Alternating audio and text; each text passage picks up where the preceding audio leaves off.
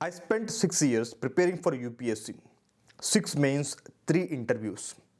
And in those 6 years, I delayed everything: career stability, financial independence, and yes, marriage. Because that's what society told me: settle first, achieve first, then think about all that. But here is what nobody told me, and what the data actually says. Society's timeline might be the most expensive advice you ever followed. Think about two people you know. One got married at 24. Everyone whispered, too soon, too young, what is the rush? The other waited until 34. Everyone nodded, smart, sorted, responsible. No, fast forward 20 years. Who is raising teenagers while at the peak of their career? With a partner who knows them, supports them, grounds them. And who is changing diapers at 45 when their knees already hurt and their best professional years are behind them. We became so obsessed with the right time that we forgot to ask the only question that matters. Right time according to whom? And before you say, look, Akshay, biology does not matter anymore, medicine has advanced. Stay with me, because there is one thing that does not wait for your savings account. One thing that does not respect your 5-year plan. We will get to that in 2 minutes. But first, let me give you a name. Sachin Ramesh Tendulkar, the master blaster, got married at 22 to a doctor, Anjali, who was 6 years older in 1995, when he was already one of the most scrutinized athletes on the planet, but before his career had reached its absolute peak. Most people remember this as a romantic story. What is less discussed is the structural advantage it created. When Sachin was playing some of his greatest cricket, the 2003 World Cup, the 2011 World Cup, the March 200 international centuries, his children were growing up. His family structure was already built. He was not navigating the early years of marriage while simultaneously managing a career peak. He had distributed those life pressures across different decades instead of compressing them all into the same window. Think about that framing for a moment. Distributed pressure. The people who delay everything, degree, career, marriage, children, end up managing all those demands simultaneously in their mid 30s. Career pressure, financial pressure, marriage adjustment, new parenthood, aging parents, health anxiety, all at once. The person who starts family earlier distributes that load. The marriage stabilizes first.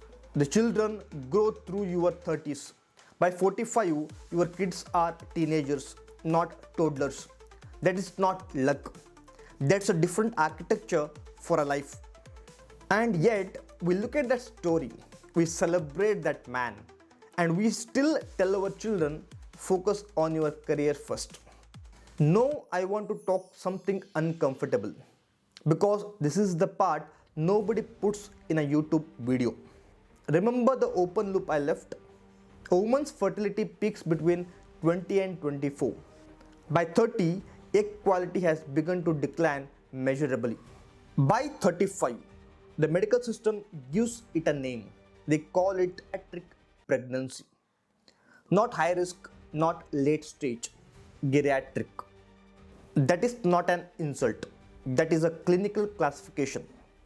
Because after 35, statistical risk profile changes materially. Difficulty conceiving increases, miscarriage probability rises, risk of gestational diabetes increases, chromosomal abnormalities become more statistically likely.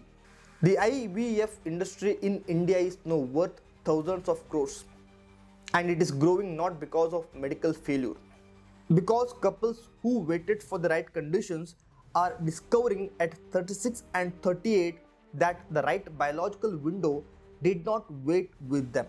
I want to be precise here. This is not about every woman. Individual variation exists. Some women conceive easily at 38. Some face difficulties at 27. But we are talking about statistical realities. And the statistical reality is nature designed timeline. Modern career advice did not consult nature before writing theirs. So here is the question society never asks. When you told that 22-year-old to wait, achieve first, who paid the biological price? The career waited, the savings grew, the promotion came, but the biology did not get the memo. And here is where it gets interesting. Because I am not arguing for early marriage. I am arguing against unexamined timelines. There is a difference, and that difference changes everything. Here is what the research on early stable marriages actually shows. People who married young in chosen stable relationships reported higher life satisfaction by age 40, lower rates of depression, lower financial anxiety, because two incomes compounding from 24 is not the same as two incomes compounding from 34. The math is not even close. And here is the one that hit me personally. If you have children at 24, by the time you are 50, they are 26, independent, living their own life. You get your second life back at 50, when you still have the energy to live it. But if you wait until 34, at 60 your child is still settling, still finding their footing, and word calls that responsible planning. No, I have to be honest with you. Because if I don't say this entire conversation is useless. Early marriage is not a guarantee. Marrying to a wrong person at 22 is not better than marrying the right person at 32. The variable that matters is not when. It is whether you choose or whether you were pushed. What I am challenging is not marriage itself. I am challenging the unquestioned social script that says waiting is automatically wisdom, that delay is automatically maturity. Because that script has a cost, a biological cost, a psychological cost, a compounding cost.